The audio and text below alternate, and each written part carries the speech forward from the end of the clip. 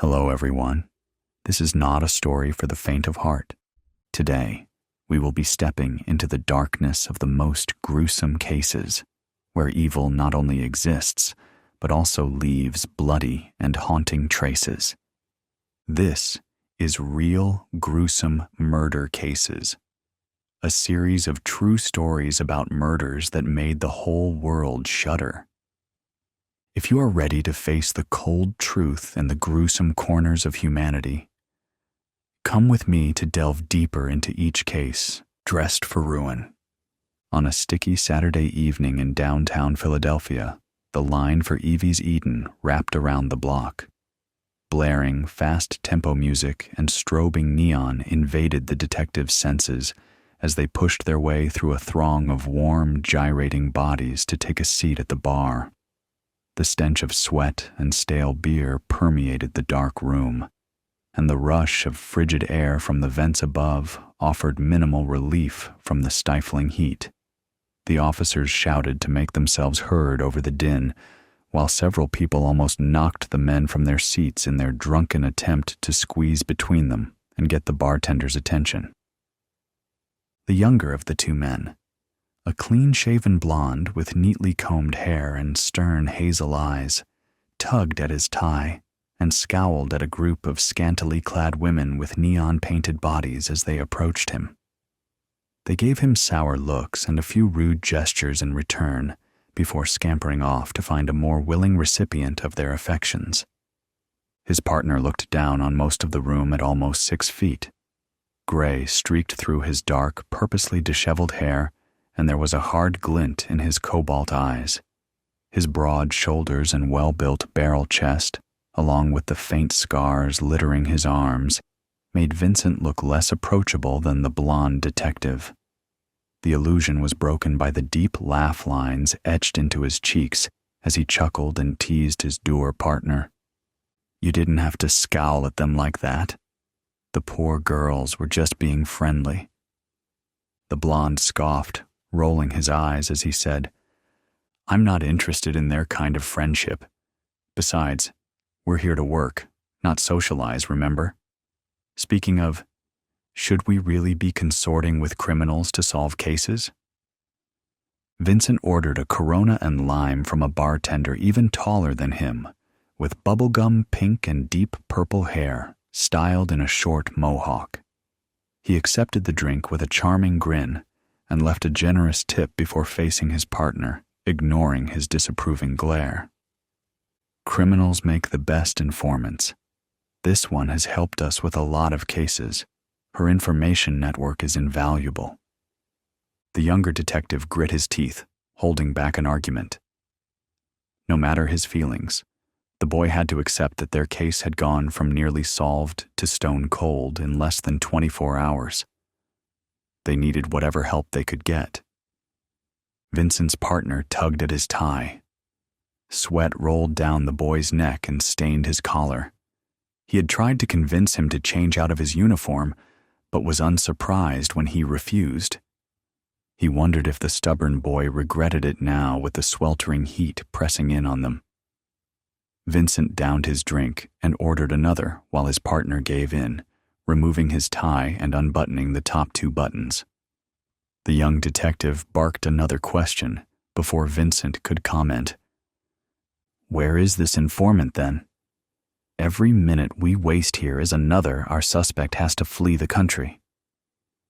"Oh, I don't think we have to worry about that. She should be here any..." "Ah, there she is."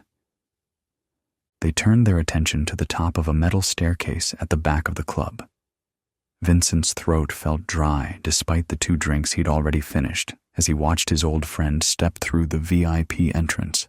She gave her white suede jacket to the doorman with an alluring smile, then turned to face the officers as she descended the stairs.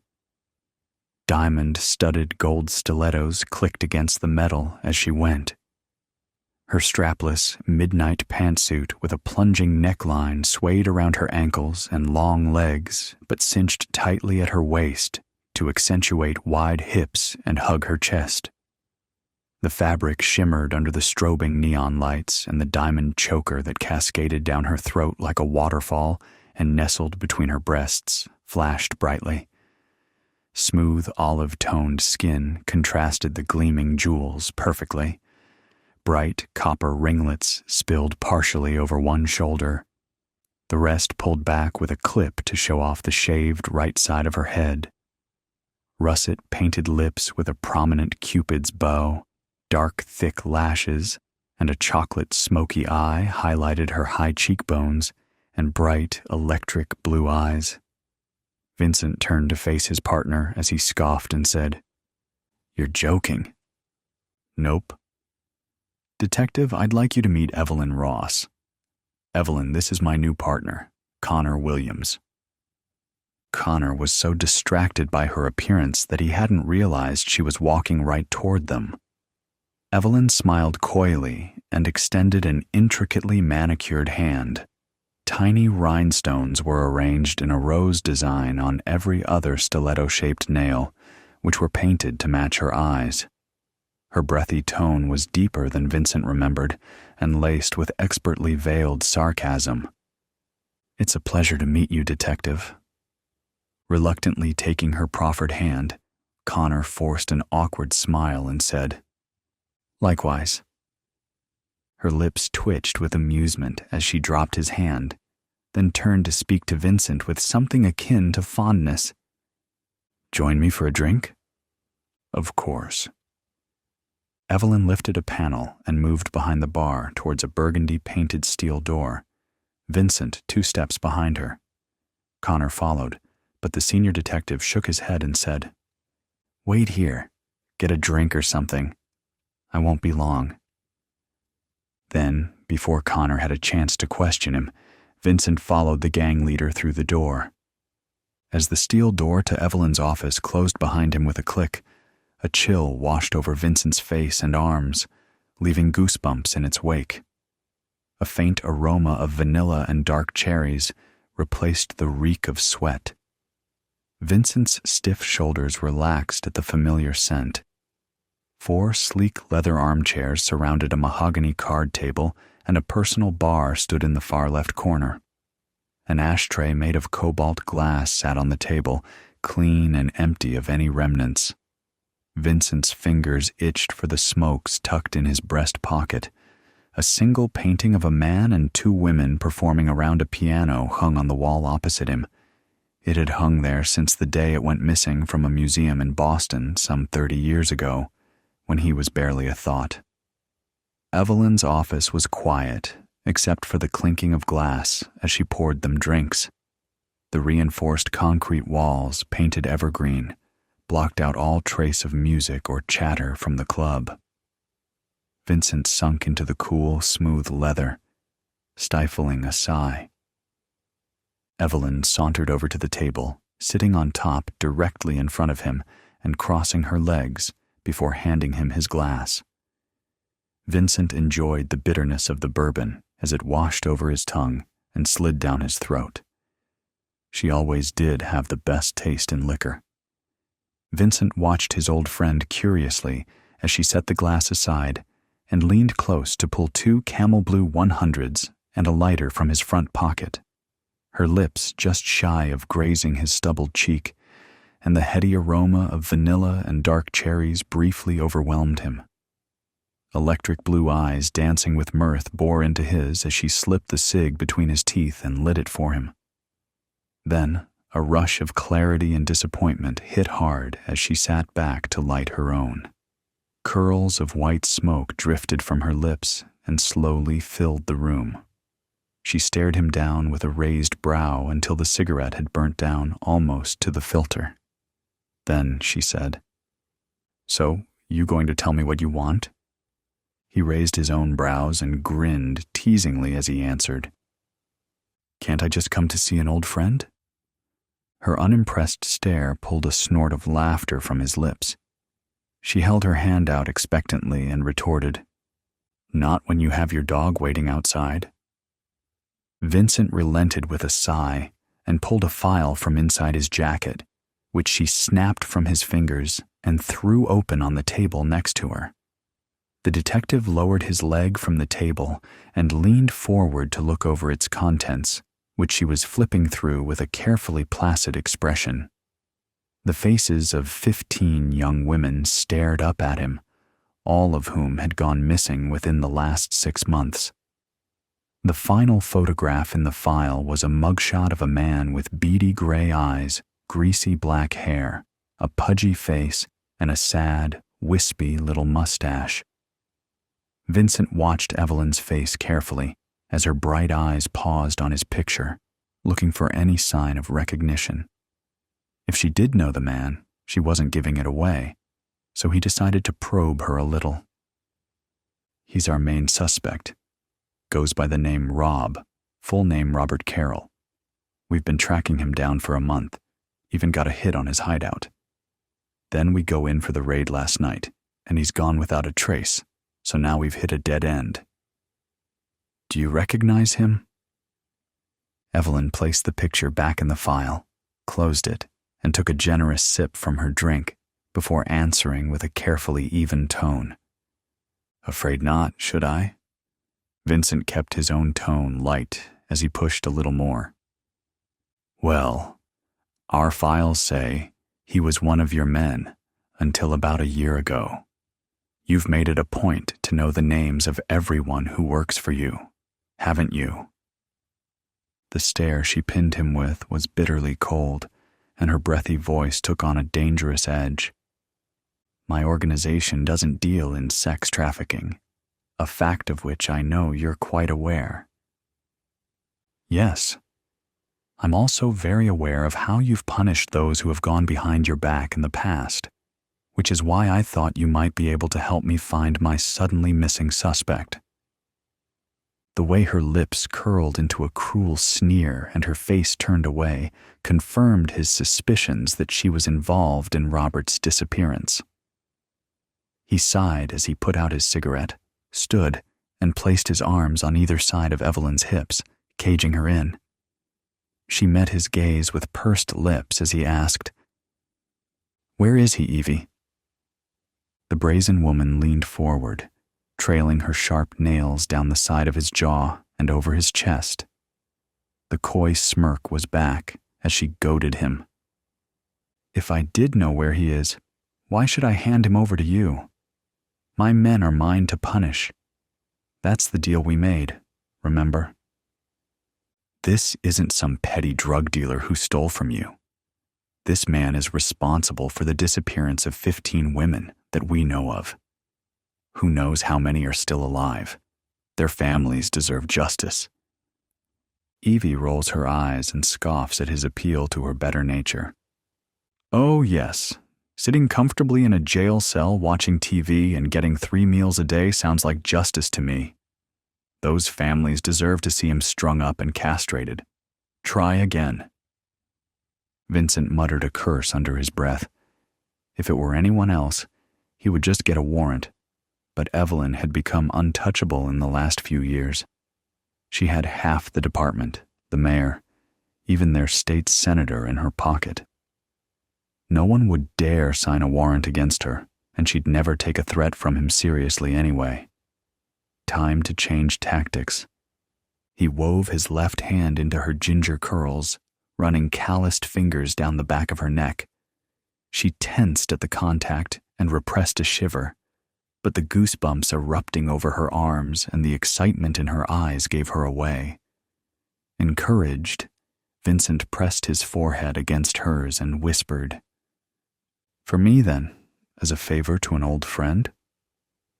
Her nails grazed his cheek again as she glowered. "Right. A friend who only comes to see me when he wants something. I feel a little used. Maybe you could give me something in exchange for my kindness." "What do you want?" He could guess the answer, had known her long enough to read the cues. In their previous meetings, she had always treated him like he was just another business partner, careful to keep her distance, giving no hint toward their long-standing and complicated friendship. Her forwardness now was telling, but he wanted her to say it. A selfish part of him needed her to admit that she had missed their closeness. Evie pushed him back into the chair, placing her knees on either side of his and pulling herself close.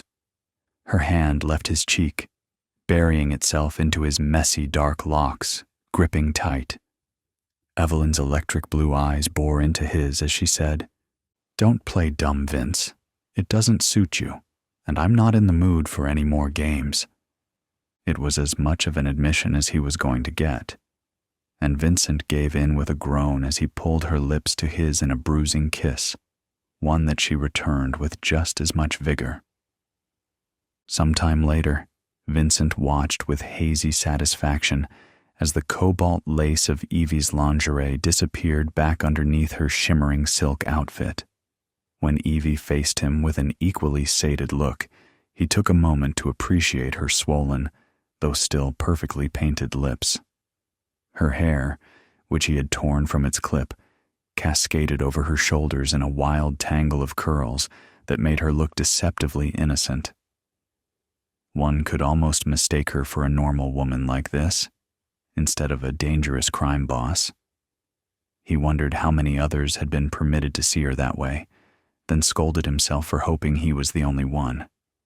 Vincent gave up that chance a long time ago, the day he swore his oath and joined the police force. Even this small indulgence was one he shouldn't have allowed himself.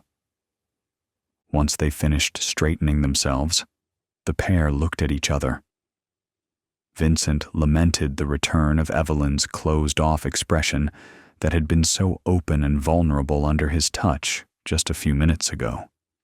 But their time was up, and he came here for a reason. He struggled to keep the regret out of his tone as he asked, "So, where can I find Mr. Carroll?" Evelyn grinned playfully, hips swaying as she walked over to the bar, picked up a cell phone, and hit one of the speed dial numbers. After a few moments, the call picked up. Her orders were curt. "Bring him in." A side door that Vincent swore was a wall before opened, and a beat-up, barely conscious man who matched Rob's description to a T was shoved through by two bulky, suited thugs. Rob, with hands tied in front of him, collapsed to his knees. The thugs backed out without a word, and the door shut behind them, leaving nothing but smooth wall in its place. Evelyn laughed at his incredulous glare and said, "He's all yours, detective." Vincent rolled his eyes and strode over to the quickly fading man, tossing a sarcastic remark over his shoulder as he yanked the suspect up. "If you were going to hand him over anyway, why bother making such a fuss?" She giggled and walked over to open the burgundy door for him. He could already see his younger partner's expression morphing from annoyance to surprise and disbelief. Evie's breath at his ear sent a tingle down his spine. "Well, I thought he would make a good gift, but I wanted something too. Don't pretend you didn't enjoy it." He glanced to the right to meet her roguish grin as she continued, "Happy birthday." Connor took the unconscious trafficker off his hands, so Vincent turned back to Evie, who stood in the doorway with arms crossed, looking way too pleased with herself. He had forgotten that his birthday was tomorrow, and that it was something he and Evie shared. Vincent chuckled wryly and carded a scarred hand through his hair as he thanked her. Then he helped Connor drag their suspect out to the car, tossed him in the back, and settled into the driver's seat. From the corner of his eye, he saw his partner open his mouth, most likely to barrage him with questions. "Don't ask, it's complicated. But now you see what I was saying about Evelyn being one of our best informants. This isn't the first time she's handed our guy right to us, and it probably won't be the last." Connor didn't press for more information. He faced front with a thoughtful, almost conflicted look, and the ride to the station passed in silence. A silence that Vincent spent thinking of her, of their bodies pressed together, and foolishly wishing that he could do it again. The devil is in the details. I was 16 years old when they found the 6 bodies underneath our living room floor. I'm not one to share personal details, mostly because I have a tendency to run my mouth and say too much. But I think about that night often, usually as I'm just crawling into bed, in that time between hazy wakefulness and deep rest, which, if I'm being honest, I've never been the greatest sleeper anyway. I'm at my most productive at night, and as a result, I spend a lot of time staring up at the ceiling, contemplating if it will be the night I spill all the messy details to some reporter that's trying to make it big. But then I think, the media has already had their fun with my family, and their exuberant reporting, rightly or wrongly, landed my good name in the history books by the time I turned 17. If I were to set the record straight, it would go a little something like this. I can't forget that sound. It's one of the most haunting things about that night, the thing I can't quite shake, and it has followed me my entire life. Thud, thud, thud, thud. It was a hand at our front door, pounding incessantly. It sent shockwaves from the top of my head to the tips of my toes. I broke out in a cold sweat, realizing that the swirl of blue and red lights outside my window, paired with the pounding at the door, meant one thing: the police. My mother, who was notorious for sleeping through just about everything, raced into the hallway, and through the crack of my door, I could see her standing at the top of the stairs, hand to chest. She was wearing her favorite silky pink nightgown, the one that grazed the floor as she walked. She always looked like she was floating when she wore it. But in that moment, it dragged behind her in a fury. Thud, thud, thud, thud. My panic didn't keep my curiosities at bay. I jumped down from my bed and padded toward the door. I peered out, waiting for what came next. My mother's voice was the first to break through the weighted silence. "What is it? What do you want?" she said. Then came a series of sentences that melted together. Talk of my father, where he was. My mother questioning if he got into an accident. Then a firm voice asking who was home. My mother's distress soared another octave. She demanded they call their commanding officer so she could talk to him or her directly. I had never seen her so angry before. I peered over the banister to find the two officers, standing on either side of my mother, in the entryway. "You have no right," my mother yelled. One of the officers mumbled something to her. Then she called out for me and my younger brother, Rob. I didn't want to descend those stairs. When the police are involved, a bad ending always follows, and I wasn't ready for my bad ending. "It's all right," he said, lifting his palm to us and gesturing to come down to the landing. With my brother under my arm, I took that first step down and stepped right into hell. They ambushed my father when he came home, tackled him as soon as he came through the door. Poor guy didn't even notice the two cop cars parked outside because he had spent the last few hours pounding down gin and tonics. While Robbie was watching TV in the living room, I snuck around the corner, walked down the hallway, and positioned myself outside the kitchen door. For some reason, the police thought the best place to question him was where we ate our food. "Tell me where the bodies are, Jimmy," one of the officers said. "I don't know," my father replied. But his voice betrayed him. He couldn't hide his shakiness. A grumble of incoherent words, then, more clearly, "Do you even have a warrant to be here?" My mother. She had watched one too many Law and Order episodes over the years. "It's a reasonable search, probable cause," said the other officer, his voice much deeper. "Don't need one when you pose an imminent threat to our community." "You know me. You know my family," my father said, his voice fumbling on the word, family. "For God's sake," my mother yelled. Don't say another word, James. We need our lawyer here. Jimmy, we all know the kind of work you do, and considering the circumstances, I can't look the other way just 'cause we're friends. My father was a scientist. That's what I told people who couldn't wrap their head around the industry jargon. But to those who really knew him and his work at the university, he was an expert in forensic and human sciences, criminal forensics, if we are being precise. He spent his days teaching people about chemical compounds, cleaning and evaluating dead bodies, and the proper techniques to preserve evidence. He was a brilliant man and an extraordinary teacher. I would know. I'm his kid, and he taught me everything. But if anyone knew how to get rid of a body, it was him. In the last 12 months, 7 university students had gone missing, 4 of which were directly enrolled in his graduate forensic seminar. The same faces that flashed across the nightly news had been in our home. They spent time on our front porch. They tossed back a beer or wine while discussing local crime scenes. They ate at our dinner table, studied in the hammock hanging between 2 willow trees in our backyard. He was even seen chumming it up with students at happy hours. If it wasn't clear already, my father loved his students, adored them, actually, to the point where he treated them like his own children, even though they weren't. Did you really think people wouldn't notice, Jimmy? An officer asked. Everyone noticed, I thought.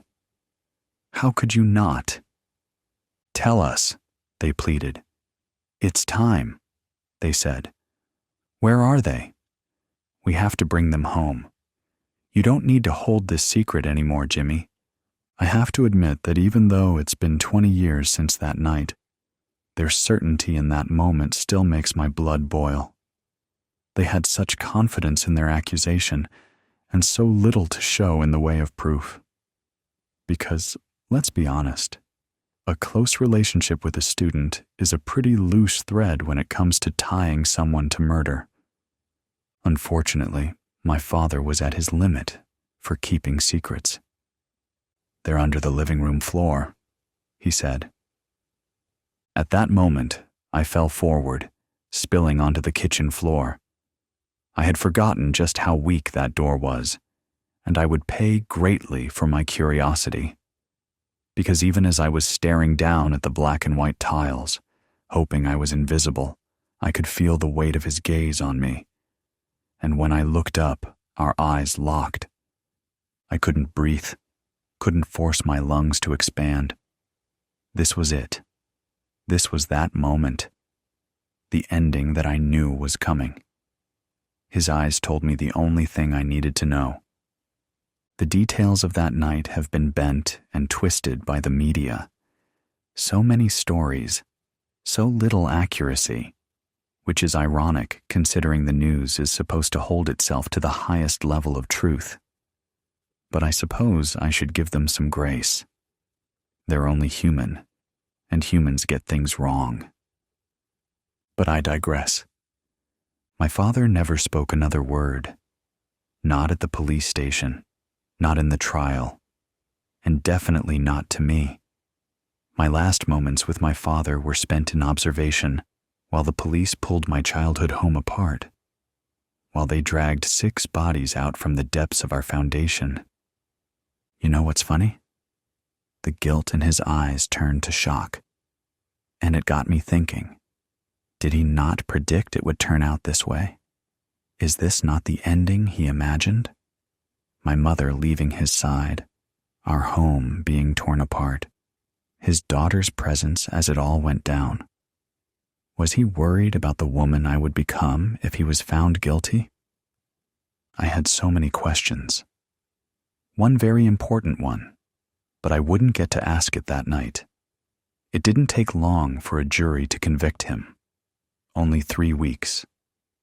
The fingerprints, clothing fibers, and driver's licenses hiding in our basement were enough to put him in jail for life without parole. And the papers complained it was too easy. that my father was the sloppiest, yet most intelligent killer our town had seen. It was as if he wanted to get caught. One journalist said he was, and I quote, "the only educated, well-versed scientist with a knack for murder and childish mistakes.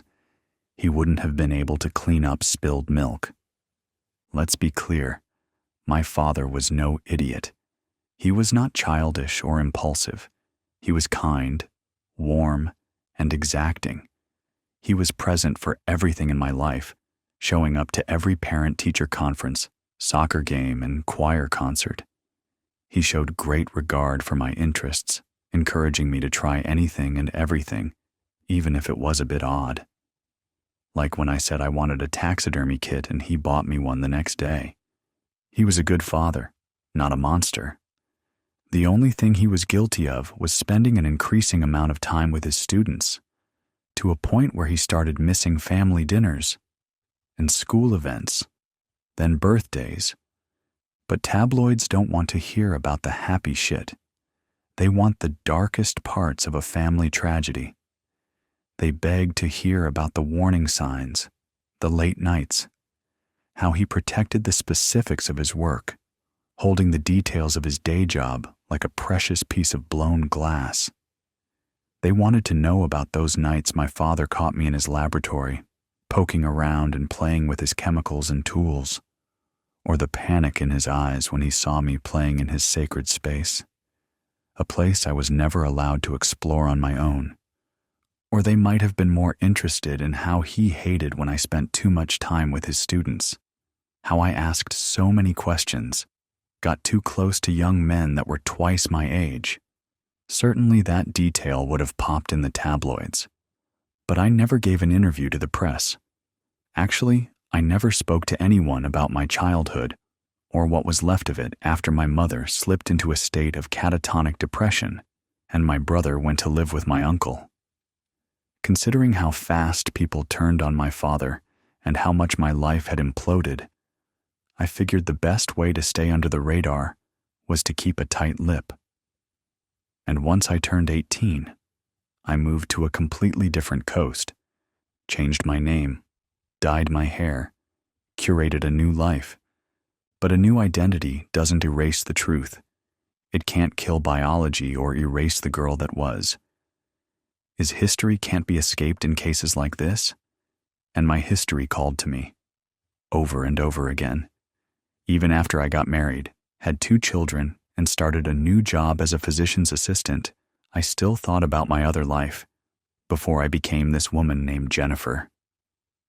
After 20 years, I felt that tiny question nagging at me.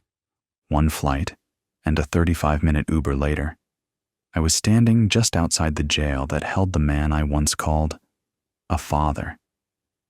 All of those years without exchanging a single word. I couldn't be sure if he would even agree to see me. But then I remembered the man he was, how much he loved me and adored being a father. I willed myself to move and opened the door. I signed in at the visitor's desk and waited for the guard to come out and say that he would see me. Hours passed without a word, which chipped away at my confidence. But just as I was about to stand up and walk out, the door opened and I was ushered in. The room was small, warm from poor air circulation. It smelt of sweat and metal, with a splash of bleach and Windex. I'm sure my father hated the swirl of incompatible chemicals.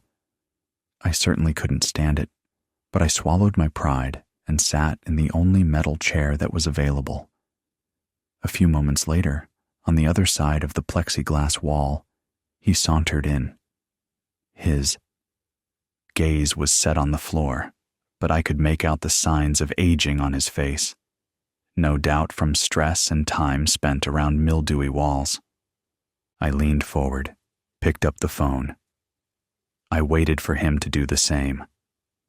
And when he did, he finally looked at me. So many years, so many memories between us, and one question. "So," I started, Do you want to know where I hid the seventh body? The boy with frozen wings. You have my attention, says the grand assassin. Who? He. The boy drops his gaze to the Varos gold coin on the tavern's backroom table, his guarantee of safe audience, then looks back up at the man. The grand assassin's wrinkles and white hair may or may not be real, but the eyes are.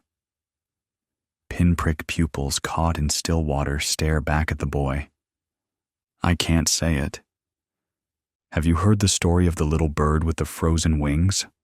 The grand assassin asks. Are there two birds and a stone in it? No, lad. It's the one about the bird flying south for the winter. The air's so cold that his wings turn to ice and he falls into a meadow. Do you know what happens to this bird? The boy shakes his head, platinum hair peeking out despite his hood's concealing efforts. A cow comes by and drops some dung on the frozen bird, and in this steaming pile of crap, the bird's wings begin to thaw. He's ready to fly again, but now he's stuck. So, he chirps for help. The boy watches the grand assassin's bare hand hover over the Varos coin as the man whistles a plaintive tune that ends in a soft squawk. Finally, a passing cat hears the bird's cry and comes over to investigate. It digs the bird free, cleans him in the grass, and eats him. What does it mean? Asks the boy, willing the grand assassin to touch the gold coin. First, not everyone who shits on you is your enemy. Second, if you're in deep shit, it's best to keep your mouth shut. But most importantly, it means that not everyone who gets you out of shit is your friend. So do you want my help? Yes. The boy throws off his hood and says the name of the crown prince. The grand assassin's hand drops under the weight of that name. His fingers touch the Varos coin on the table, and some reptilian part of his mind notes that the coin is slick, oily even. But his higher consciousness is focused on the face before him. He is staring at the crown prince's exact likeness. Yes, I'm his decoy. The boy pauses, hoping the man will fill in the rest. But I don't have to be. The grand assassin sucks in his breath once he realizes the lookalike's audacity. Steal the life of the crown prince, then slip in to take his place. Can he do it? How will you explain his missing decoy then? Fire, the boy says matter-of-factly. The man opens his mouth, then closes it again. He's used to watching men squirm in the wake of what's left unsaid, but this boy makes him feel like the talkative one. He watches the boy for any sign of uncertainty, but all he gets in return is a polite blank stare. Finally, he slides the coin of Varos into his leather purse. As an afterthought, he wipes his oily fingers on his jerkin. Then, the boy tells him when and where. Their audience concluded, the boy pulls up his hood and leaves the tavern's back room. He weaves through day drunks, then through the city Azamal's maze of alleyways. He stops at a bustling marketplace and takes in his surroundings. He doesn't think the grand assassin has changed his mind and decided to follow now that their safe audience is over. No, the man thinks himself a cat poised above the future king. Still, a diversion wouldn't hurt. He listens to the different voices, then joins the crowd.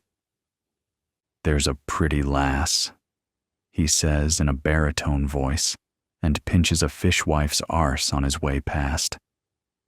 The fishwife accosts a nearby man who's speaking in that same baritone voice to his friends. The man stumbles against a cloth merchant's stall.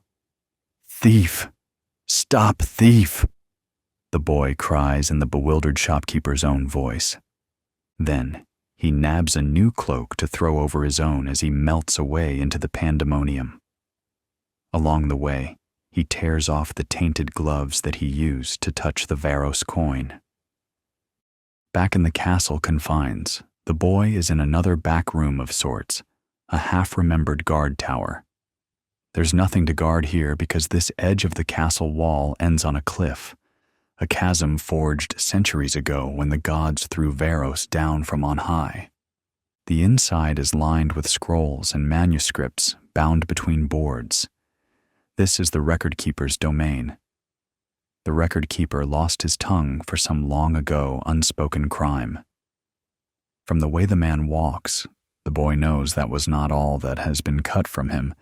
The crown prince never comes here because he is a cow whose bovine brow cannot bear the burden of reading. But the boy loves the record-keeper.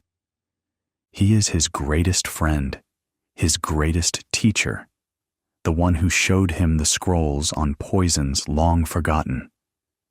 At first, the boy thought poison alone would be his answer, but the best one, Auria's kiss, takes time to act. There would be no guarantee he'd be positioned to take the crown prince's place unnoticed once the kiss called him home. Silent but ever listening, the record-keeper had shown the boy a manuscript on Varos and his assassin cult.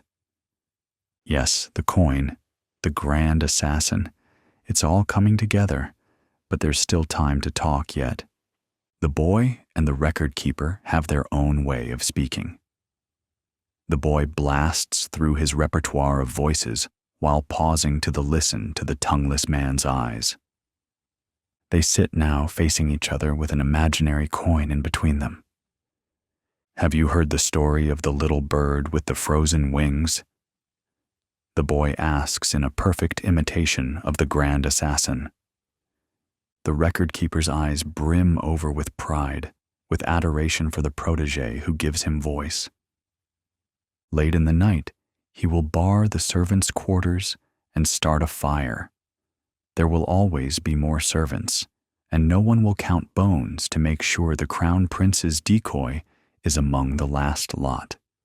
For now, he watches as the boy climbs the crumbling guard tower, then jumps to the nearby hemlock tree. The boy balances on the end of a branch, then he's over the castle wall. The record-keeper says a silent prayer that the boy will return riding the crown prince's horse. Deep within the hardwood forest, the boy waits at the appointed spot. He cannot see the grand assassin, but he can hear horses in the distance. The crown prince is fox hunting with his retinue, an outing among sycophants. The boy shouts out a fox's warning call, a vixen's scream to draw the dogs. He throws his voice and steps behind a tree as the foxhounds bumble past him. The crown prince, whose horse is by far the fastest and whose friends dare not outpace him, is close behind with no other riders in sight. Something detaches itself from the undergrowth, and the crown prince falls from his saddle. He has time to low once in pain before the thing is on him. The now never king jerks, once then falls silent. The grand assassin is caked in mud. Only his still-water eyes are recognizable. They watch as the boy pulls off the crown prince's pinky ring. A knife touches the boy's throat. The grand assassin is saying something, but his words are cut short by the sound of approaching hooves. The knife vanishes. So does the crown prince's body, as the grand assassin pulls his prey into the undergrowth. With feline grace, the boy hops onto the crown prince's horse and turns to meet his retinue.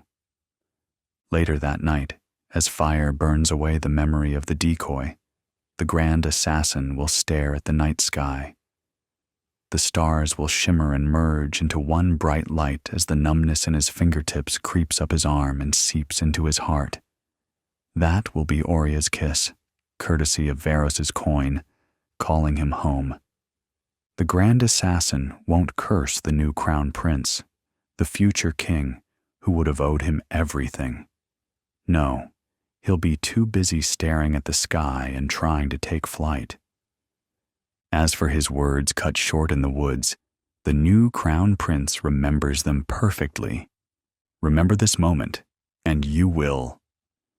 And what will the boy of many voices with only the tongueless to know his secret do? Well, some things are better left unsaid. You have no idea what you are getting into. I am no saint, but no one really is. Some people are less evil. Some people are more evil. I have done things I am not proud of, and will have to live with the consequences once they come. I do, however, refuse to feel guilt for what I have done. There are reasons behind my actions, and no one will convince me they are not for the greater good. I am writing here in my diary to be able to get it off my chest, as I cannot speak to anyone about it. I wish I could scream it from the top of my lungs, but I can't. If the secret comes out, it probably will be huge. The local media are already talking about it, and when they catch whoever did it, it will be loud. In my mind, I am a hero, but in people's eyes, I will not be. If anyone is reading this, probably after I have been caught, know this. I refuse to feel bad about it. I meant what I did every time. My heart is pounding with excitement, but I close my notebook and rest my head on the wall behind me. I've been doing my assignments for over a year already, but even thinking about them makes my heart race. It gives me rush, flushes my cheeks, and keeps me motivated to keep going. I love everything about it. I look at the time on my watch and get off the bed. Time for my double shift at the bar. I put on one of my tightest blouses with low cleavage, comfortable jeans, and tie my hair in half up, half down style. Touch of lipstick, mascara, shoes, and I am ready to go. As I walk out of the house, I feel the cold breeze tickle my skin and I shiver. I hate cold.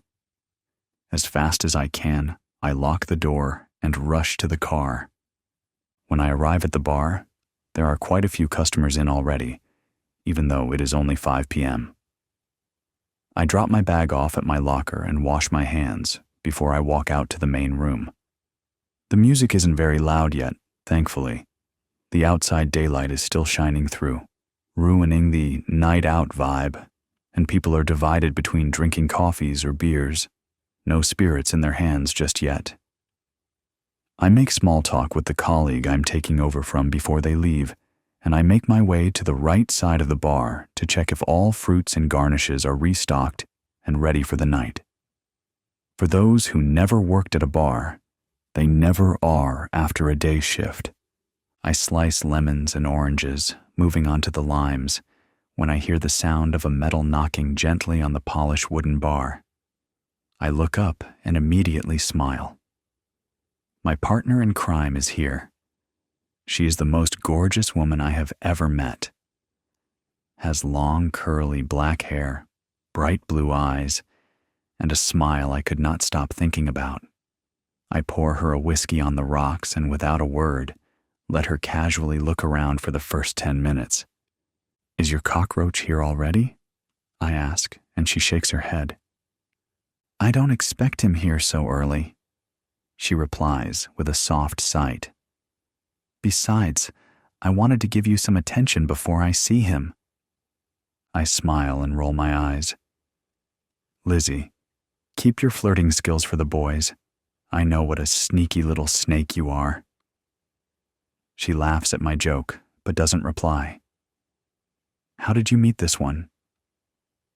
She grabs her glass and swirls it around, watching the almost melted ice cubes float in circles. "I accidentally bumped into him at the grocery store. Very conveniently wearing one of my cutest dresses. We have been chatting on my fake phone for a week now. And he is definitely the one that did it?" I almost whisper, leaning closer towards her face. "Yes, Polly. He did do all of those unspeakable things to that girl a year ago." She whispers back, and I can smell the whiskey coming from her breath. "Then his rich daddy hired a lawyer, paid off some of the important people, and the cockroach is enjoying his life." She puts the glass down and straightens back in her chair. Not for long, though. We make small talk as the time goes, in between me serving customers until about 6 p.m. when the cockroach walks in. He is a tall man with brown, messy hair, sharp jawline, and dressed nicely in some expensive clothes. I can't tell you what brand they are because I know nothing about it, but the way he wears them with cockiness, I can tell he spent money. His dad's money, I remind myself, and continue wiping the already clean bar, trying to make myself look busy. Liz gets up from her chair, greets him with a kiss on the cheek, and sits back down in front of me. They order a round of drinks, and she starts to work her magic. They spend hours on chatting and laughing, although I know Liz is faking it. She always does. When the clock strikes 9 p.m. and her date is pretty tipsy, they order the next round of drinks. I make them and turn my back to the camera to grab the lemon off the cutting board, with the pill between it and my finger, and I drop it in his drink. When he starts talking incoherently, Liz grabs his arm and quietly walks him out of the bar. I wait a few minutes before I ask my colleague to look after the bar as I need a quick break and leave as well. I find them in a back alley, the cockroach sitting sloppily on the floor, resting his back and head on the wall, and Liz standing above him, looking at her phone. As soon as I walk up to them, she looks up. I spoke to his victim. The girl was still so upset about what happened. She whispers, with anger in her eyes. This piece of... He took something away from her she will never get back. He deserves what is coming his way. I don't reply, but nod in agreement. I look at the guy's face and feel disgusted that he not only felt it was okay to do what he did, but also decided consequences are not for him to handle. My stomach feels tight, something heavy like rocks growing inside it. I am not sure if it is from nerves, stress, disgust, or excitement from what is coming. It is Liz's time to deal with the man, and I need to get back to work soon enough. I help her tie his hands and feet, put him in the boot of the rented car, and turn to Liz. He should have admitted and faced the punishment, I hear Liz say as she slowly walks towards the driver's door. She isn't looking at me, and I am not sure if she is talking to herself or me. He is a gross, creepy cockroach who has done something horrible and he needs to pay. The smug smile he had on his face when the case was dismissed, knowing he got away with it. I see her shake her head in the streetlight falling on her from above. Well, he didn't. They don't anymore. I whisper back and walk into the bar. HIM. I can feel the headache getting worse as the shouts don't end. Mr. Robertson came to report his son's missing, but ever since we took all the information and said we will look into it, he has been shouting at various officers. He wanted the whole station up at this moment and searching for his son. We tried explaining to him that we will not be able to find him within the next hour, so when he kept shouting, we threw him out, threatening with a ticket. I spin around in my chair to look at the cork board again, but feel hopeless. Missing men keep being added to it, but no more clues have been discovered. I feel like a complete idiot. Ryder Robertson's picture have now been added to the right side of the board, alongside Henry's, Lewis's, Christian's, and Jake's. All of these men, various ages, occupations, and lives, have been missing, and it was my job to find them. I hear someone walking up to my desk, and I turn to see my partner Jesse. I could put an egg on your head and would be able to fry it within a minute, he says and smiles at his joke, but I don't smile back. I am too tense. Hey, I know it is hard, but with a new victim, there is a possibility for potential clues. I nod without saying anything and turn back to the board. Maybe walk me through what connects these men. Sometimes speaking things out loud helps to see things that could have been missed. I sigh but agree, for the sake of not having any other ideas. Henry, aged 54, went missing in April 2023.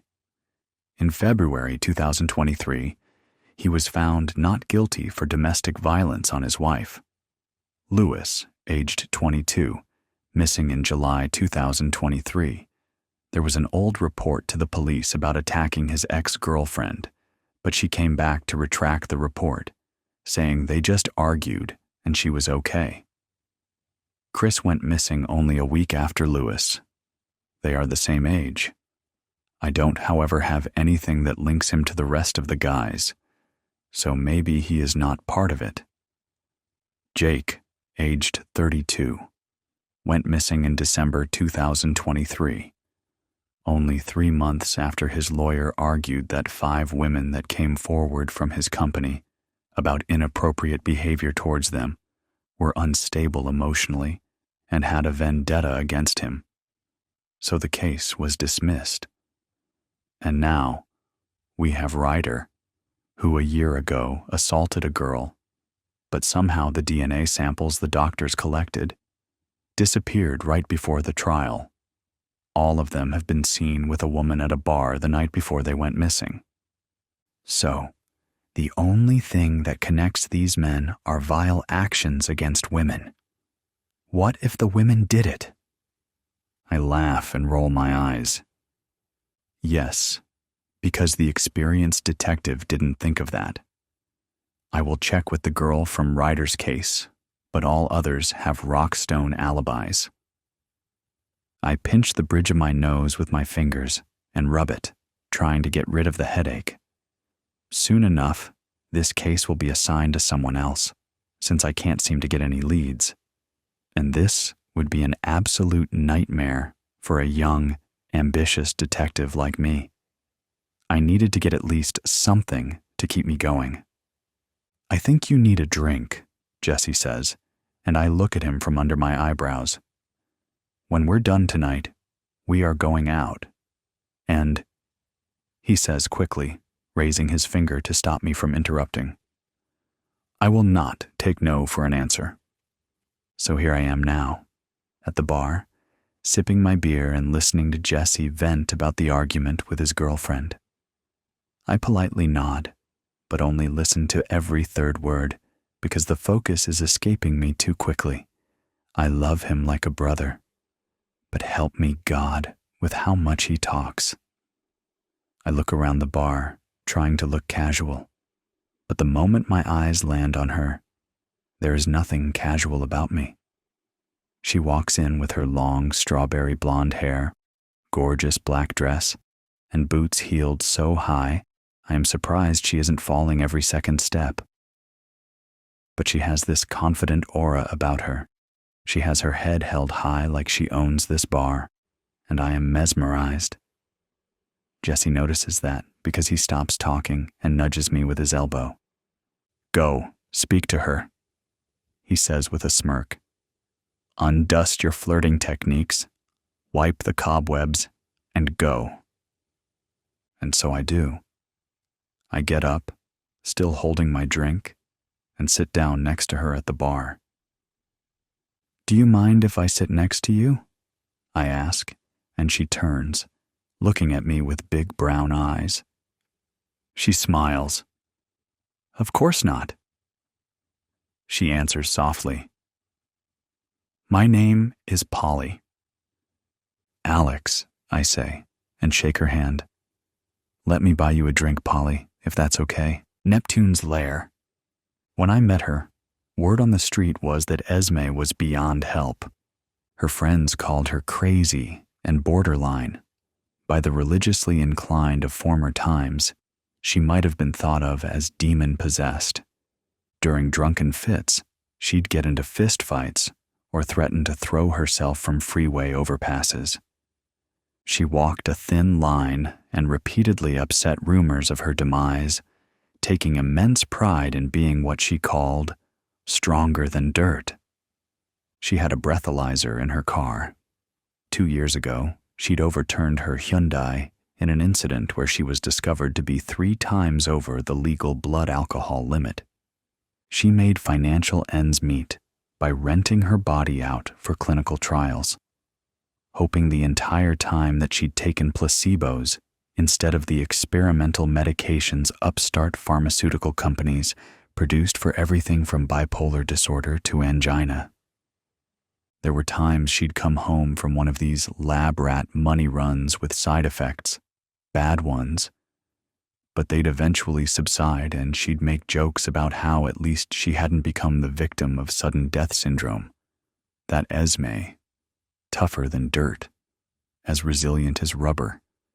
Even though she smoked all my stuff, drank all my wine, and frequently resorted to flings with little Dicky, a former boyfriend I suspected provided her with something I couldn't, I felt something for her. I made what I called minimum rage, flipping beef patties and assembling burgers at a late-night boardwalk diner called Cracker Jack's. Before the week was up, with Esme's and my drug debts, I'd be begging tourists for change to buy spare cigarettes. For a while, we resided in a tent on the rooftop of a building where Desmond Tutu Phillips, a friend since freshman year in high school, was the apartment building manager. Desmond risked losing his job for giving Esme and me a key to the restricted access rooftop. Despite our unconventional ways, he had the patience of Jesus with us. Even so, I'd still piss over the side of the building, and Esme would relieve herself where and whenever convenient. When we got too grungy, we'd take care of our hygiene needs at the showers meant for beachgoers. At night, we read copiously by battery-operated lantern light and shared a predilection for somber stuff. Our favorites were Rimbaud, Baudelaire, Camus, and Hamid. When we tired of the Cracker Jack's grub I'd bring to our squatter pad, we'd get high and end up eating red velvet cake and whatever else she'd send me to shoplift from the supermarket, a 10-minute walk away. On the stroll back home, paranoid from the nearly toxic cosmic kush, and with my backpack stuffed with our pilfered renegade sustenance, I'd be startled by the sounds of passing cars, thinking a cop was sooner or later bound to stop me for stealing Esme's and my daily booze and bread.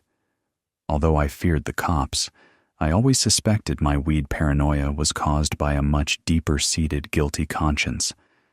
I should have confronted little Dicky a long time ago. Also, I had left my mother's side when I felt her senescence was becoming a burden. There's no way I had the resolve or character to be the caregiver for an aging parent. When I confessed these thoughts to Esme, she'd dismiss my concerns and say I needed to stop overthinking things. I remember once when Esme and I were walking home from a party, she said, pointing to a couple of graffiti-spraying gangbangers, "Javier, I'm scared. That guy with the Supreme hoodie has a gun." He pointed it at me, never sure whether she really meant such things, but fueled by drug and alcohol-induced courage, I confronted the guy. "Hey, man," I said to the one Esme had referred to. "You know what I am?" "A janky spick boy with a death wish," he answered with a sneer. "No, I'm a delinquent out to get delinquents. What you gonna do with that heater?" Turns out he didn't have a gun, just another can of neon spray paint, but he wasn't overly enthused by the tete-to-tete I had with him. He and his friend didn't kick my ass, but Mr. Supreme sprayed me in the eyes with the paint. Esme started mouthing off to him, but even though I was partially blinded, I pulled her away for fear that we'd both get battered. Those are the kind of stupid things I'd do for Esme, but the important thing to me was she would call me things like her ballsy little soldier and lavish me with affection after I'd go out on a limb for her. I put blood, sweat, and tears into the relationship, and rarely did I think it wasn't worth it. The end of our star-crossed romance began after Esme came back from the free clinic where Dr. For the People, Randolph Hamilton, told her she had cervical cancer. After she heard the diagnosis, Esme became determined to go out with a bang. She began visiting little Dicky more frequently. She demanded I steal tequila instead of wine from the supermarket, and when she drank the Patron I'd bring to our squatter's abode, her temper became hair-trigger sensitive. The only respite I'd get from her gloomy rages would come when I'd invite her to the beach when the moon was full. Apparently, little Dickie had something against doing things that smacked of romance or chivalry with her. Moonlit midnight swims in the Pacific were one such pastime Dickie didn't seem to have a taste for. On the nights Esme and I'd sink our toes into the wet sand while the moon's phantasmagorical light reflected onto the dark side of the earth, she'd momentarily forget about her terminal diagnosis. She'd also forget about her mortal condition whenever we'd watch movies at the rooftop squat. I don't know if it's the case with most people, but when I'm high and watching a good flick, I'll hear messages in the movie's dialogue. I'll also interpret anything someone says out loud about the film to have personal relevance. I've heard these phenomena are called thoughts of reference by those in the field of mental health. Schizophrenics have them, but I guess when I'm high, I might get a little schizophrenic. Makes me wonder why I keep smoking the cosmic kush, but one night while viewing Scarface with Esme for the 5th or 6th time, she said something along the lines of, "God, it's just so good. I can't get enough of it." To my cognitively distorting and high mind, Esme wasn't talking about the film's extended denouement where Tony Montana gets shot by his sister, then exterminates a battalion of rival narco-gangster cockroaches before he ends up floating face down, bloodied and bullet-riddled in his "The World Is Yours" Miami drug boss mansion. No, Esme wasn't talking about the film. My mind interpreted her statement as referring to her relationship with little Dickie. Before Montana gets the shotgun blast in the back that finally does him in, Esme exclaimed, "Jesus, we all know he's doomed." When she said that, I couldn't help but believe that she was referring to our friend and benefactor, Desmond. If for whatever reason Desmond was doomed, Esme and I would soon be off the rooftop and into the street, nowhere for a loving couple to be, especially when one in the pair has terminal cancer. I didn't know whether Esme's words would attract fate, but I knew that her despair was making her behave more erratically. She started to break down in tears when she'd think of having to be holed up in a hospital or hospice, awaiting the inevitable during the last stages of her disease. That night after the movie, and while coming down off the perception-altering shrubbery, I decided to take a course of action. The next morning, I bought 2 tabs of acid off Tripster Todd, a boardwalk dealer of LSD, and various other hallucinogens. I told Esme that we'd go for a swim at the beach after I got off my shift at midnight. We walked to the beach at close to 2 a.m. On the way there, I picked a purple flower, whose name I didn't know from a garden in front of a well-tended house. As we walked, I put the flower in Esme's hair. The moonless night sky's inkiness was blinding. The tide was low, and we had to walk a good distance to the water. There was no one on that portion of the beach except for us. As she dipped down into the waters ahead of me, Esme expressed her gratefulness for not having any open wounds, given that a recent outbreak of carnivorous bacteria made coastal immersions risky for bathers thusly exposed. Before going waist-deep into the water, I surreptitiously took the 2 tabs of LSD I'd bought from Tripster. After letting the acid dissolve, I gave Esme a prolonged French kiss. In little time, my vision, swayed by the acid, started playing tricks on me. Although there was virtually no light on the beach, my eyes summoned a warm, radiant glow in the heavens above. "Jav, I feel funny," said Esme.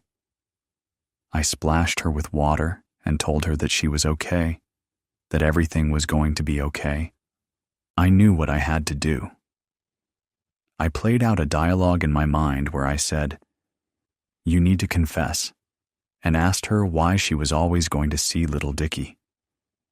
In my mind, she responded, "My lips are sealed."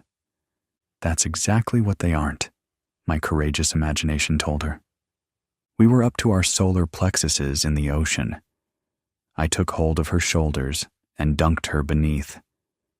She came up, laughed, then giddy from the acid, childishly said, "Jav, I'm going to die." I said, "No, you're not, love. You're going to live forever. Remember, Esmeralda Lucero is tougher than dirt." I repeated the dunking gesture, this time less playfully, taking a fraction of a second longer than Esme deemed comfortable for her to be under the tide. The third time I dunked her was even more forceful. She struggled in my grip under the water. I crossed a threshold. She freed herself from my hold, surfaced, then said, "What do you think you're doing?" More in the form of an exclamation than a question. I smiled. The white of my teeth infuriated Esme more. "It's not funny, you hijo de puta. Why do I feel like I'm tripping?" She screamed before trying to dig her nails into my eyes. The time had arrived. I knew the cure. I put her neck into a vice-like hold in the crook of my right elbow and dunked her under the dark waters again. Her arms flailed about. She tried to kick, she writhed, but I held fast. I could hear her submerged cries, but they were muffled and accompanied by an up-bubbling of exasperated air. Her writhing gradually slowed down until she managed a last, weak exhalation and final spasm, and then yielded her spirit to the Pacific Ocean. I left her body floating where I had drowned it. Even though no one had heard or seen what transpired, I was still tripping on the acid, and the walk back to Desmond's apartment building was haunted by bogeymen and illusionary images of people pointing fingers and whispering accusations. I climbed the stairs to the rooftop where my unhoused person's hovel was located, lit a cigarette, and was overcome by an urge to write a song. I took out my notebook and a pen and started scribbling. Moonless night. World's delight. Me, you drowning. Out of sight. We fear most. Give up the ghost. But before we do, let's make a toast. On our tongues. Still feeling young. Summon moon. And avoid the sun. We'll be scared. 'Cause we've dared. Court Pluto. In Neptune's lair. I put the pen down, satisfied with the verses, and thought of the poor and beaten down, of the fact that we are all victims to the onslaught of implacable and incorrigible time. I thought of what could have been, and of what now would never be between Esme and me. After another cigarette, I laid on my rooftop sleeping bag, unable to forgive myself, despite my best intentions, for the simple thing, the merciful thing I'd done. Before I knew it, I had cried myself to a still and unrepentant slumber, the sleep of both the wolf and the lamb, of the innocently voracious and the imperfectly innocent. Killer ratings. The stealth drone hovered over the backyard of the suburban house, its camera zooming in close to its subject. A boy, kneeling on the lawn, in one hand a praying mantis, the other a pair of tweezers.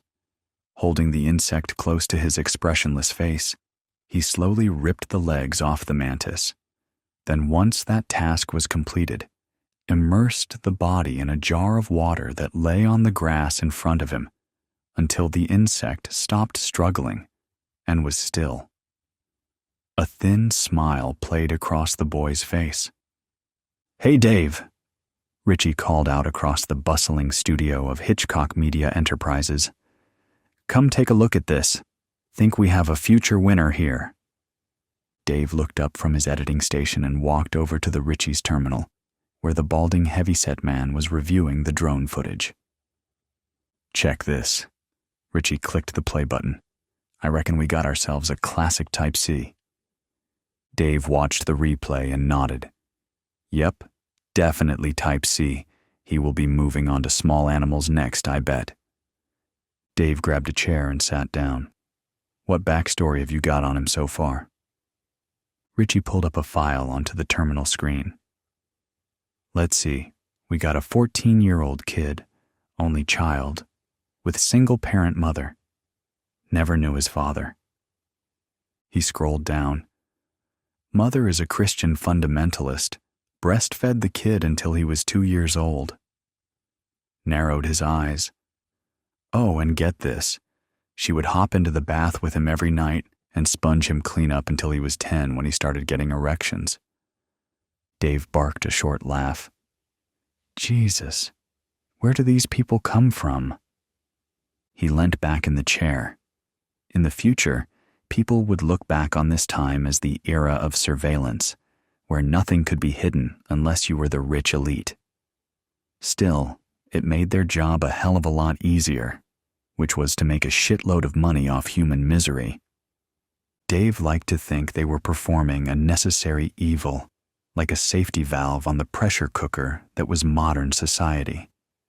That made what he did a little easier, and although he still might not sleep well at night, he did sleep in a large mansion in a secure community next to a cosmetically perfect wife.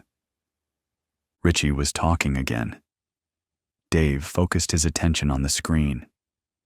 I've run the algorithms, and the AI is coming up with a 93% chance of activation by the age of 25. Those are good odds, said Dave, rubbing his chin. Put a flag on his file, and we'll check back in a few years. Dave stood up and clapped the other man on the shoulder. The fans are gonna love this one. Richie, good job as always. Richie grinned. Thanks, Chief. Dave returned to his desk, where he was currently editing the latest true crime documentary, to be released later that month. This one was a typical Type B case, a nurse who had been stealthily killing cancer patients by injecting air into their IV drips. A pretty mundane, angel of death scenario, but HME had gotten onto her pretty quick, so the broadcasting and publishing rights hadn't cost an arm and a leg.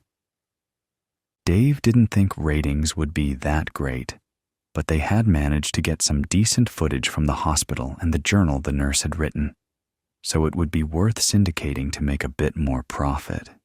HME's documentaries were some of the highest rating reality shows on Downstream, and let's face it, that's all that existed on mass social media these days. But things had been a little lean of late, and they needed a big, high-profile case. Dave considered Richie's latest find. Type C cases were always male, of low to average intelligence, with suppressed trauma from childhood caused by a family member, and would exhibit acts of violence around the onset of adolescence. The victims were usually female and involved sexual violence or torture before death. We need another Ted Bundy or Richard Ramirez, Dave thought. They don't make 'em like they used to. Dave chuckled. Imagine if we could have got those guys to sign, we would be drowning in royalties. Still shaking his head in amusement, he wandered over to the publicity department.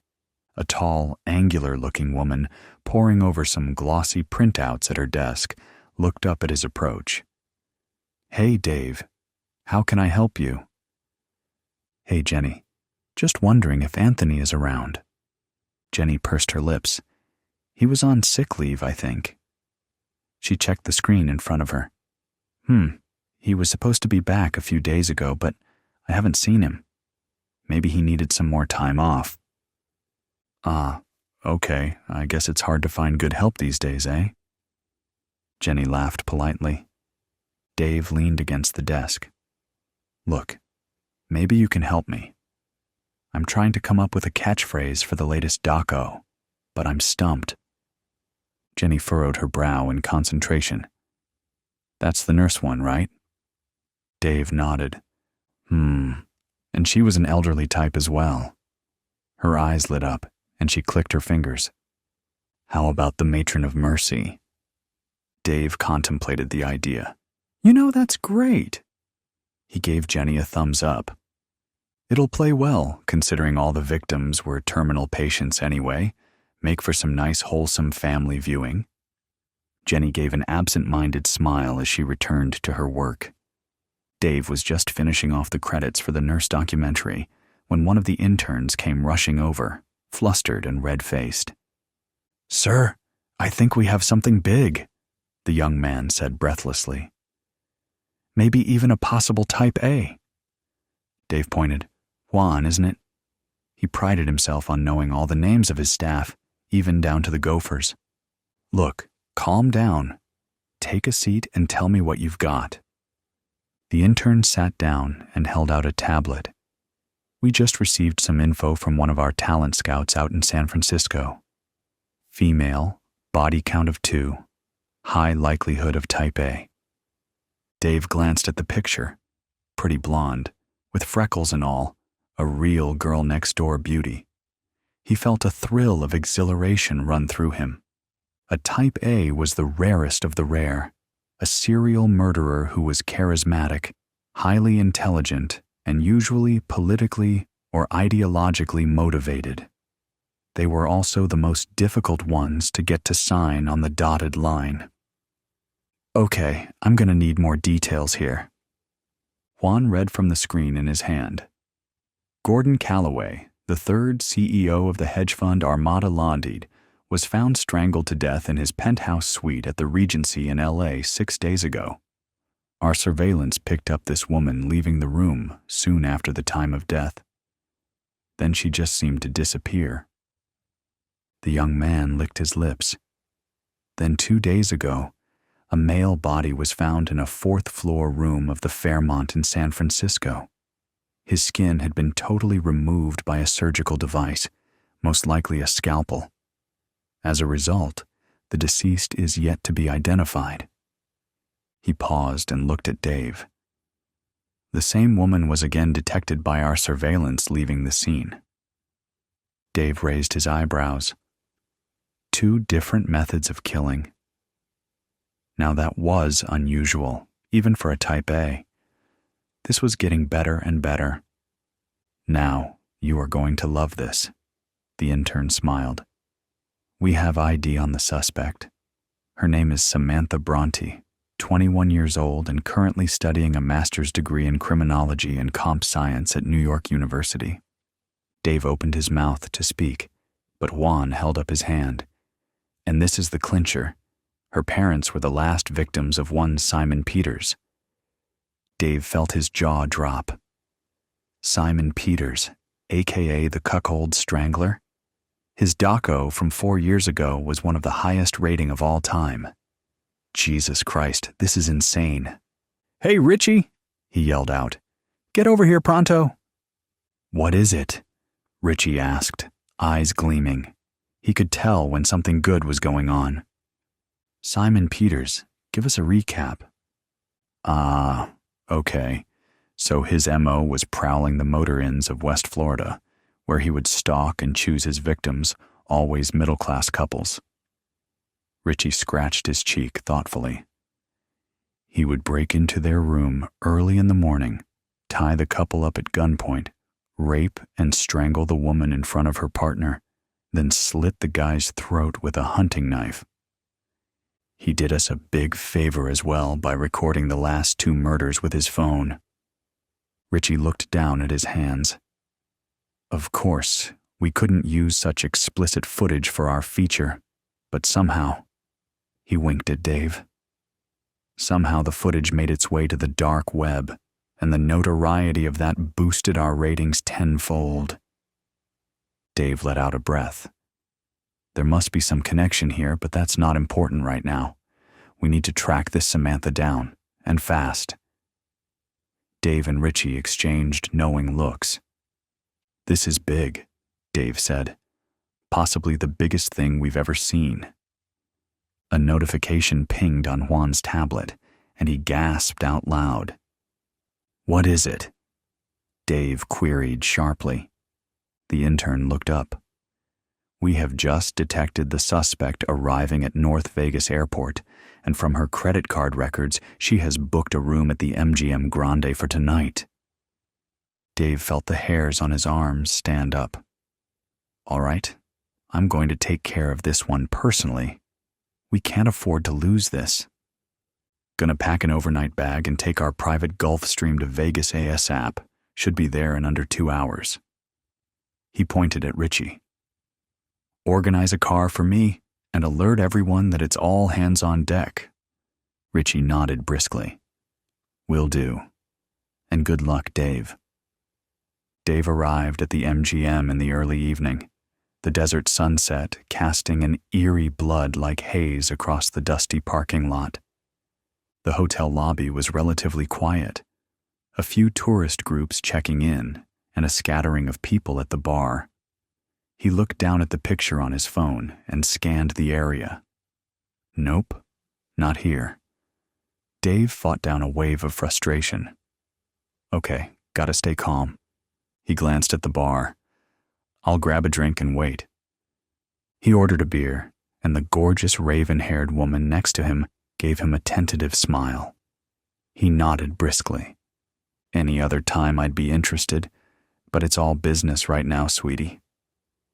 He took his drink and sat down at a table, which commanded a view of the lobby entrance and the elevators leading to the suites. This was the crucial moment, the first contact.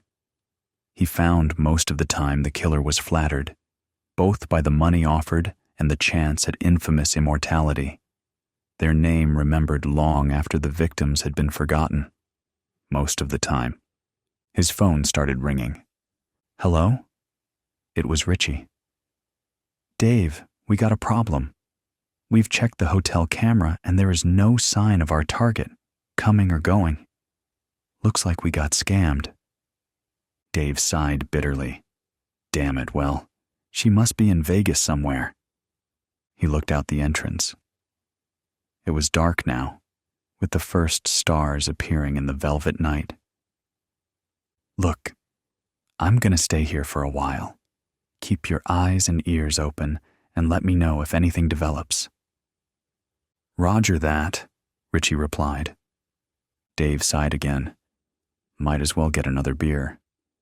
The dark-haired lady was still at the bar, a few whiskeys in by the looks of the glasses in front of her. She looked at him from under lowered eyelids. I was watching you. Looks like you've been stood up. Dave flashed a wry grin. Yeah, you could say that. A faint smile. Me too. I don't think my date is turning up. She gave him a sultry glance. Look, I have a room here and a bottle of sparkling on ice waiting for me. Want to come up and have a nightcap? Dave chuckled. Still got it. Sure, why not? Maybe we can salvage something out of this shitty situation. Her room was on the 12th floor, with an impressive view of the Strip. As she was closing the door behind them, Dave asked, Hey, I didn't catch your name? Oh, how rude of me. It's Samantha, she replied breathily, just as he felt a sharp pinprick, and then everything went black. He awoke groggily, unable to move. After a quick assessment, he realized that was because his hands and feet were restrained with zip ties, and he was lying on a bed with duct tape holding him down. Awake now, my little Dave? The woman was standing beside the bed, gently caressing his arm. He shivered with a frisson of fear. You're Samantha Bronte? He demanded with wide eyes. And how do you know my name? Samantha smiled sardonically. Oh, I know everything about you. She sat down on the edge of the bed. You fell into my trap like such a good little boy. But how? Dave stammered. You'd be surprised at what you can do with a degree in computer science. She continued stroking him with her fingernails. Especially when you have HME's login details from a loyal employee. She took something from the bedside table and plopped it onto his chest with a sickening squelch. I don't think your buddy Anthony is going to be coming back to work anytime soon. He gazed at the reddish-colored object with growing horror. Holy shit, it was his skin. It was Anthony's skin. Samantha dug her nails into his arm viciously. Dave cried out in pain. Do you know what it's like to lose your parents in the most hideous way, and then to have their violation watched again and again by your millions of depraved fans? Dave gasped. Look, honey, we don't make these killers. We just make them famous. If not us, then someone else would. I'm not so sure. Samantha's voice dripped pure venom. But you're going to find out, all of you, what a really dedicated serial killer can do. She took something from under the bed. You and your puerile nicknames. It's only poetic justice to return the favor. Do you recall one of your first documentaries? Samantha stood up. I believe it was called The Boston Bludgeoner. The rusty sledgehammer was the last thing Dave saw, resolute, by the shoes. It's okay. Screw the budget. That's not this year's resolution. You deserve this. When the saleswoman asks you if you've done much running, laugh and gesture to your midsection. The woman will blink, force out a half-baked ha. It's a reaction of discomfort, not cruelty. You made it weird. You don't know why you feel the need to shame your own body in front of a stranger, but you blame it on her Lululemon leggings and air hostess smile. She makes you nervous. Most people do. When you go outside, sit next to a man on a bus bench. He's reading a book, and you recognize the cover from an English course in college. A man's body, clad in red, knight-like armor, with a white mask where his head should be. The mask is smiling and handsome on one side, twisted and snarling on the other, with a hollow void where his eyes should be. The Mysterious Stranger, by Mark Twain. Good taste. When you sit, notice how the man's eyes dash over in your direction. It's almost imperceptible, and no other part of him moves an inch. Convince yourself that the chill trickling down your spine is a sign of an early winter wind. The sweat beneath your arm says differently. Change into your new shoes right there on the bench. They're tight, but almost comforting, reminding you of the cattle squeeze chutes on the farm you grew up on. Your new shoes are white, because white seemed luxurious and fresh and symbolic. New beginnings, clean slate. Now, curse and rub your own spit into a dirt smudge on the side. Remember that white is rarely ever white at all.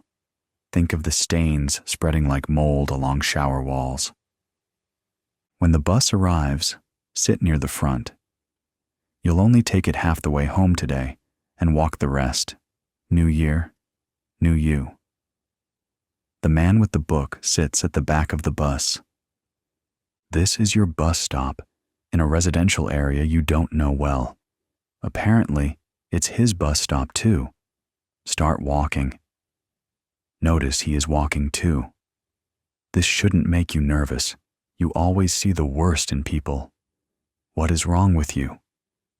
Therapy should have been one of your resolutions. It's been 15 minutes. You're almost home, but you don't want him to know where you live. So you walk past the turn to your street and feel your heart drop to your toes. You can smell the fishy stench of your own stress sweat leaking through your corduroy jacket. 20 minutes, almost out of the residential area. In a couple blocks, you'll be on Commercial Drive, where you can enter a cafe or a bar and have a panic attack in a graffitied bathroom stall until the perceived threat is gone. It wouldn't be the first time. When construction blocks access to the street crossing you meant to take, you'll have to find a detour. Luckily, there's an alley to your left, a shortcut to safety if anything. You just need to move fast. Good thing you bought those shoes. When you hear the man's footsteps beating at your heels, run. 2. Eat healthier. Start your day off right with his bento box leftovers. He ate all the shrimp from the noodles and the sushi on the side, but saved you the edamame. That's all right. You didn't need those extra calories anyway. Don't make all that running and fighting from yesterday for nothing. Take a bite. You're not hungry, but you don't know when the next time you'll see food again will be. The noodles are cold, and they slide down your throat like earthworms. Don't complain about the temperature. Your mom always told you microwaves were evil anyway. You crouch over the food on a cold concrete floor. You've stopped crying long enough to take in your surroundings. You are confined to a small circumference around your bed, with a chain clamped around your ankle, the other end of it welded to a rusty metal pole coming out of the ground. The chain rattles with each move you make. Your bed is in the center of a room, bits of foam scattered around it from mice chewing the mattress. Next to it is a bucket, where eventually you will have to relieve yourself, though you'll hold it in until it hurts. There are no windows down here, and it smells like an old boyfriend's basement, a combination of mildew and old socks. Air so thick, you feel as if you could cut into it with a knife. The corners of the room are dark but packed with things. Boxes stacked haphazardly, shelves overflowing with old books, loose papers on the ground. You can't make out what any of the books say on the spine, as much as you try to strain your eyes. So much for that clue. When he tells you to eat, you eat. Whatever he wants with you, he doesn't want you dead. Yet, take comfort in this. Hide the fork from your meal under your mattress. 3. Learn a new skill or hobby. It takes an average of 6 seconds to walk in a circle at the length of your chain. 3 seconds if you run. Count the moths that flicker around the buzzing light bulb above you. Count particles of dust in the air. Numbers were never your thing before. You were an English major once, though that life feels light years away. Divide experiences between before and after. Before, you had a cat.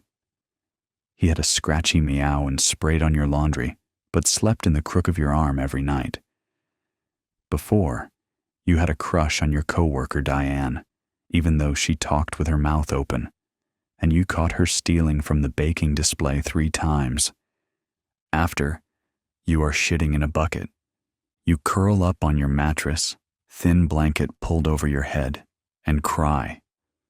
Try making an itemized list in your head of every kiss you've ever had. See if you can remember the script from the 1998 fantasy movie Willow. You almost can. For some reason, this makes you cry too. Go back to counting. The mice stayed hidden for the first couple days, but they're getting bolder. Keep track of every time one skitters over your hand or foot. Of all the horrors you could imagine a kidnapping victim to go through, boredom certainly was not one of them. On what you think could be the 8th day, try something different. You know the man only enters the basement twice. First, to take your used bucket, then to bring back a clean bucket and food. You have been so busy cowering in the farthest end of your chain away from him that you haven't gotten the chance to really observe. Pay attention this time. Start counting when he first unlocks the door. He keeps his eyes on the ground as descends the stairs and approaches to pick up your bucket. It doesn't look like guilt or nerves, but rather he does not seem to regard you at all, as if you are so far beneath him that your presence can hardly be perceived. You almost lose track of your counting, mind reeling. Why are you here at all when he acts as if he wants nothing to do with you? He is as nondescript a man as they come. Brown hair, dark eyes, with short, well-kept facial hair, thin-rimmed glasses, a button-down blue shirt, recently ironed, gray trousers, clean shoes. If you ever get out of this, you're not convinced you could pick him out in a police lineup. When he leaves, he shuts the door behind him, but does not lock it. These seconds are crucial. Above you, at one end of room, you can hear a toilet flush, running into pipes that go through the basement. More water running after that. Then there are footsteps to the other side of the house. He is there for a short time. Finally, the footsteps lead back to the basement door. He has returned with a freshly cleaned bucket in one hand and a tinfoil wrapped burrito in the other. He sets them both down beside you, wordlessly, and then he is gone again. The door is latched tight behind him. 4 minutes and 38 seconds. That's how long the door was unlocked for. Don't forget this. 4. Be more adventurous. Something is different today. Another moth hits the burning light bulb and falls dead into your matted hair. The mice, your only companions, have gone quiet. Upstairs, there is more movement than usual, things being dragged along the floor. Your stomach has been flip-flopping since you woke up. Call it intuition. There is the issue of that pesky iron shackle around your ankle. You made a valiant effort by nibbling off your toenails and using them as lockpicks, but they were too soft and bendable. You thought about breaking your ankle, but your heel would still be in the way. So now, you turn to the other end of your restraints, the metal rod coming out of the basement floor. At its base, it flares out into a square plate with large iron screws holding it down into the cement. The pole is speckled with a dusty red rust that follow down the first couple links in the chain. A memory flashes in your mind of you as a young girl, loose braids and dirt smudged over your summer freckles. Your dad had an old Chevy parked on the edge of the horse's pasture, weeds growing through the windows. You tried, with all the strength in your little arms, to open the door, but the handle snapped right off and sent you flailing backwards. It left red on your hand, and you thought the car was bleeding. There could be hope after all. You take your shoes from where they've sat dutifully by the bed and put them on. Pull the chain taut, and kick near the base where there is the most rust. Kick again, and again. The rust stains the white of your shoes. Take a break to wipe frustrated tears from your eyes, then try something different. Pull the chain towards you, taut again. Push your feet against the chain. Harder. Your legs begin to shake, and the chain bites into the flesh of your palms. Grit your teeth. Keep pushing. It bursts. You gasp, collapse to the floor, and weep. It's refreshing to cry from joy for a change. When the man comes to change your bucket, sit in front of the pole. Don't let him see you've escaped your shackles. The man raises his eyes to meet yours, and you can suddenly feel every single hair on your body. This is the first time he's looked at you since you were taken. It doesn't last more than a second, but you are shaking.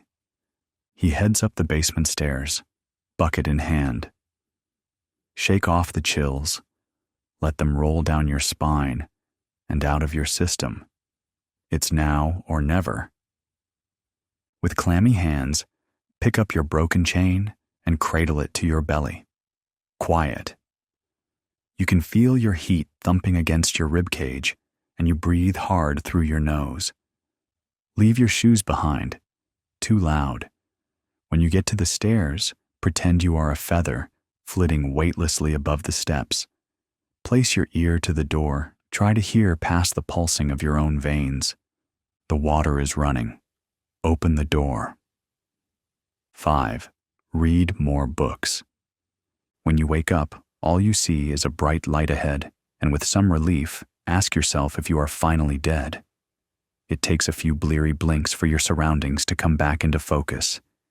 The light at the end of a tunnel becomes no more than a light bulb, flickered by the fluttering of wings.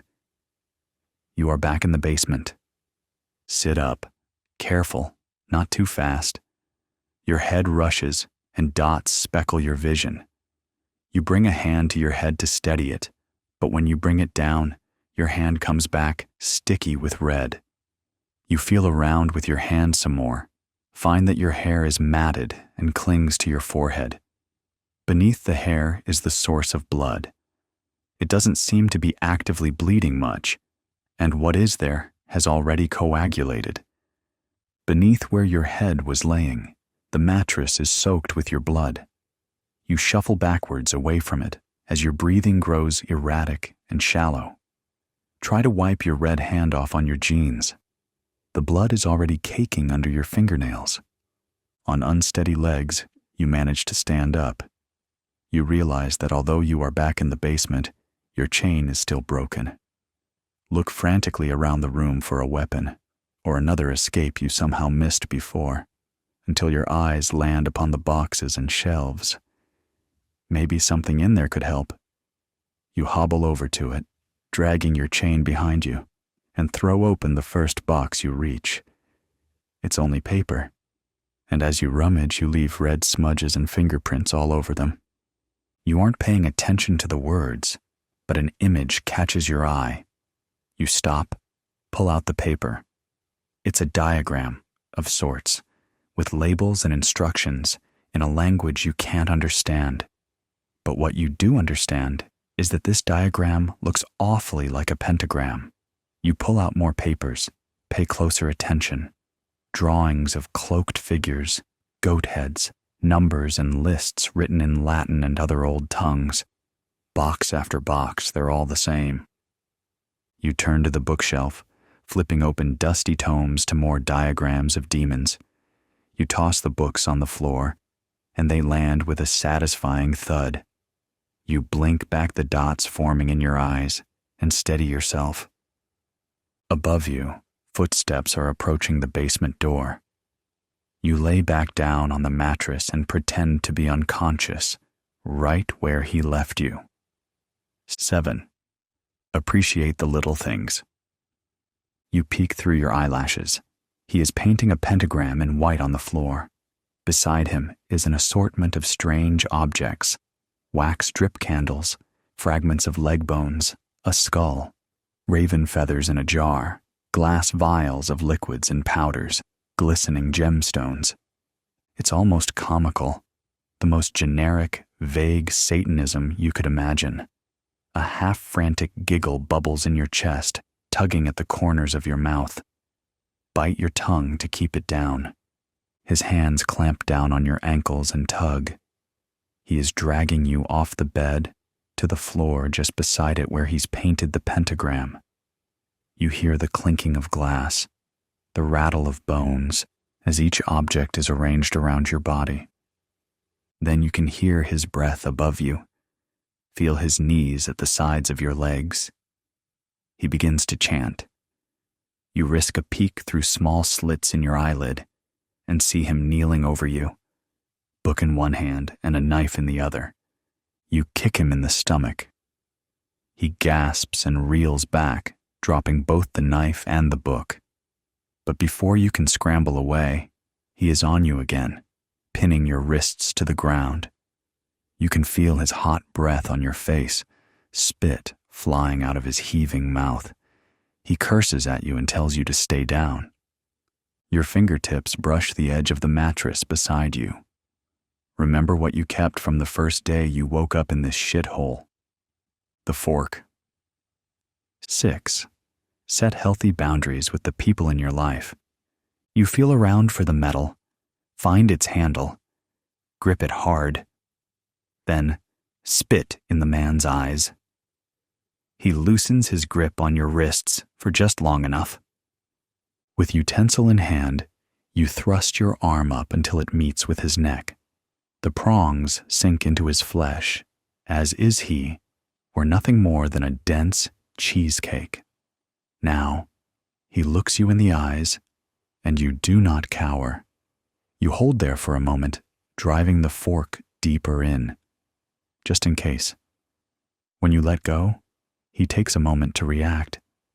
Then his eyes widen, still locked with your own, and he stumbles backwards off of your body. His hand fumbles for the fork. There is blood trickling down onto his freshly ironed shirt.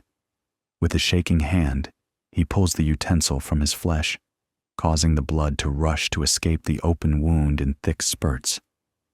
He holds a hand tight to his throat, trying to slow the loss, gasping and sputtering. He turns and runs to escape the basement. Get up. Follow him. As he fumbles with the lock on the door, you grab the back of his shirt and pull. In his shock, he loses balance and drops his key on the step beneath the door. He tries to grab onto you as he falls backwards, but you step quickly to the side and cling to the stair railing. Watch as he tumbles down the stairs, landing hard on the concrete below. He struggles to get back up, only making it to his knees as his movements grow more sluggish. You can hear him gargle on his own blood. He clambers towards the stairs again. Pick up the key. Your heart flutters at the click of the door unlocking. Open it. Ahead of you is a hallway, at the end of which is your exit to safety. Don't look back at the man groveling at your heels. Step out, shut the door behind you, and lock it tight. The Breakfast Murder Club. A hush fell upon the gathering at the large clover-shaped mansion that Lucky the Lucky Charms leprechaun lived in. The guests looked in horror and sadness as they saw the body of the effusive leprechaun floating in the large clover-shaped pool that was located in the courtyard of the luxurious estate. Tony the Tiger, Toucan Sam, Count Chocula, Frankenberry, Buzz the Honey Nut Cheerios Bee, and Snap, Crackle, and Pop all stood silently staring at the corpse.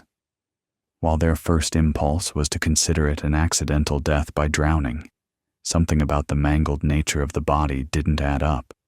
Casting even further doubt on the death by drowning theory was the large metal blade protruding from Lucky's back, with blood flowing freely out of the wound and into the pool water. After a long and agonizing silence, Buzz was the first to speak. "Looks like we got ourselves a serial killer on our hands," he giggled. "Buzz, that's not fucking funny," Crackle yelled at the floating bee. "We have to figure out who did this." "Can we make sure he's really dead?" Snap inquired. "I mean, we don't know for sure, do we?" "I don't think he's alive." Toucan Sam flew over the pool to examine the corpse from above. "He's not breathing." He flew back to his room and retrieved a large life preserver shaped like a red Fruit Loop, then tossed it into the pool next to Lucky. But there was no movement from the leprechaun. "Come on, Lucky." The body still did not stir. "He's dead," Tony lamented. "But who would want to kill Lucky?" Count Chocula asked. "Lucky didn't have an enemy in the world." "Well, that's not totally true." Pop shook his head. "I can think of a few people who would have wanted to do away with Lucky." "Like who?" Frankenberry asked as he retrieved a pool skimmer and attempted to push Lucky's body toward the side of the pool for retrieval. "Well, for starters, how about his children? Lucky had quite an estate and lots of estranged children thanks to his fondness for Irish hookers. Those kids always chasing him in the commercials? They were his own offspring. They were always after his lucky child support payments." "Yes, Lucky was loaded," Buzz blurted out. "He had it all. Cash, stocks and bonds, Bitcoin and doubloons, pots of gold, Swiss bank accounts, and real estate investment boons." "But I didn't see any kids come into this house today," Sam interjected. "Or anyone else, for that matter." He paused. "Let's face it, one of us